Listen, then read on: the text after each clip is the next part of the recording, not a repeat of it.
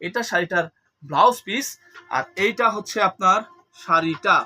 এত সুন্দর, এত অদ্ভুত, দেখুন এই হচ্ছে শাড়িটার ভিউ, কি চমৎকার, কি সুন্দর।